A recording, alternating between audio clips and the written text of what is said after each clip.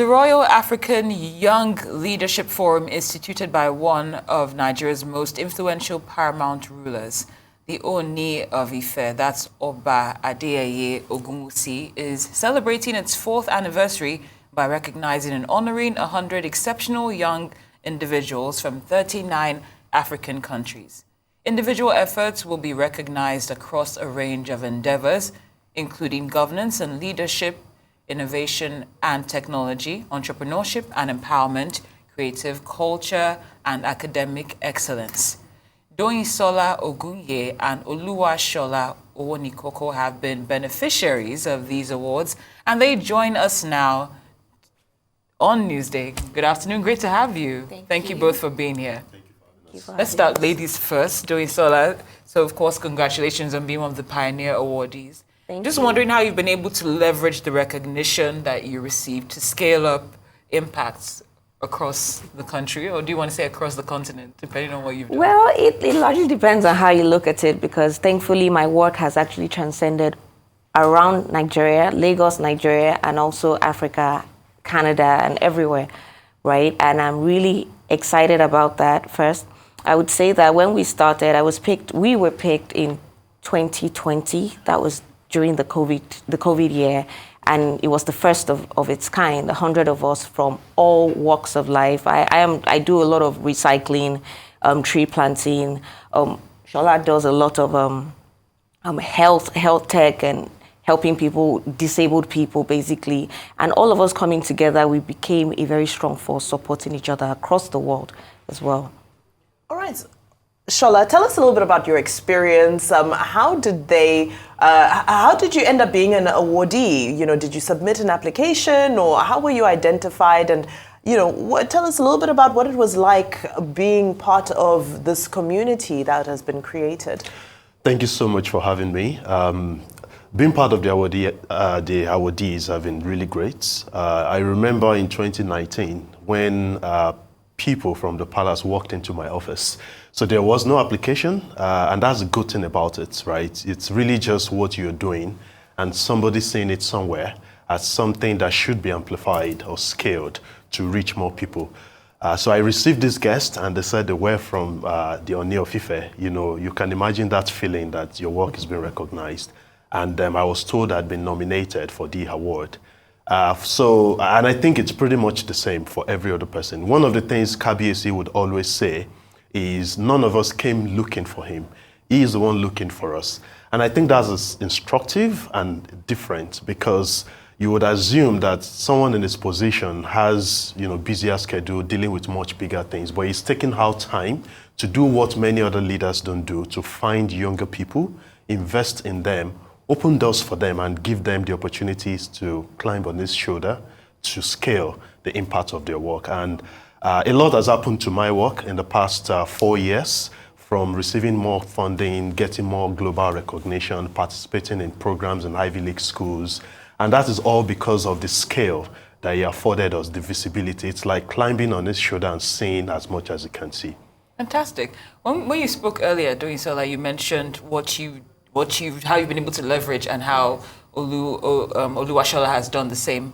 And in a way, I got a sense that there's a lot of collaboration going on. Am I mistaken when you say that? You're very correct. Okay. So how are you able to, you know, in spite of the different areas that you might specialize in, how are you able to bring that together? Because it does sound very, very intriguing. Okay. So first of all, we do different things, but we want to do the same thing. That is, put Africa on the map, make sure that young people are doing things, supporting young people, doing the same thing, and even different things as well. So although we're doing different things, but the common goal is to make sure that Africa is seen and young people are actually doing what they can do to make Nigeria better. Fantastic. And of course, we're preparing for this year's edition. You have been part of the family for 4 years now. What are some of your expectations for this year? So I would start by saying that the fantastic opportunity we have is beyond being awardees. We then have an opportunity to come to organize. And I think it's a different level of conversation, because ultimately we are young people.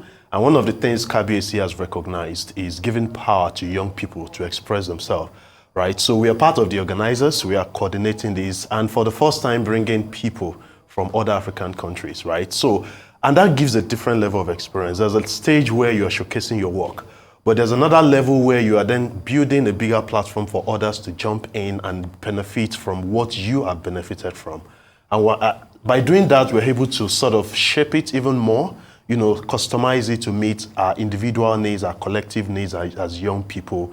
And like I always say, he has the wisdom, we have the strength. We're bringing both together to then create change at a different level. And that is actually moving the needles at different levels.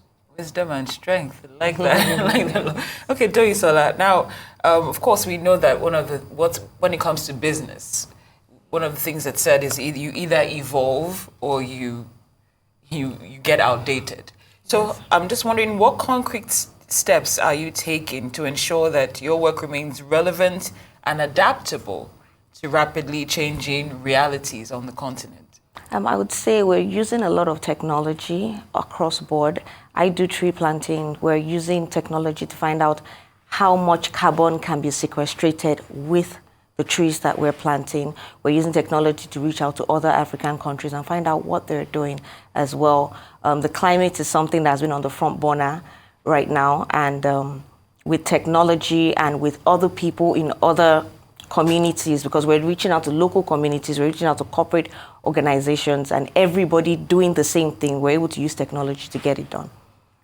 So you're focused on the environment, you're focused on health, and this platform is beyond Nigeria. Looking at the rest of the African continent, what are some of the sectors that you might be looking at honorees or awardees for this year? Like Doyin said earlier, it's very broad.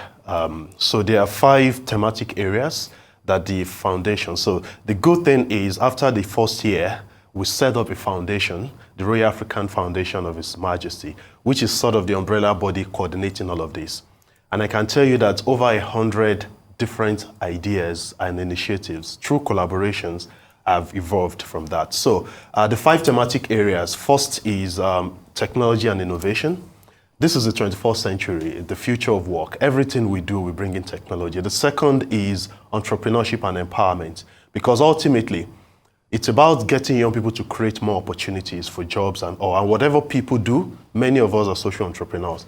And then there's leadership development. We always say that we want young people to, get into positions and all. So there's a lot of support and trainings and collaborations around positioning people. And then there's creative culture. And that's a big space, especially for Nigeria. How are we getting more people into that space, and academic excellence, to reward those who are doing well in research. It has been a very insightful and enlightening interview. We'd like to thank you both for joining us. Doyinsola Ogunye and Oluwasola Owonikoko awardees, pioneer awardees of the Royal African Young Leadership Forum. Thank you so much for joining us on Newsday, and we wish you well. Thank you so much. Thank you.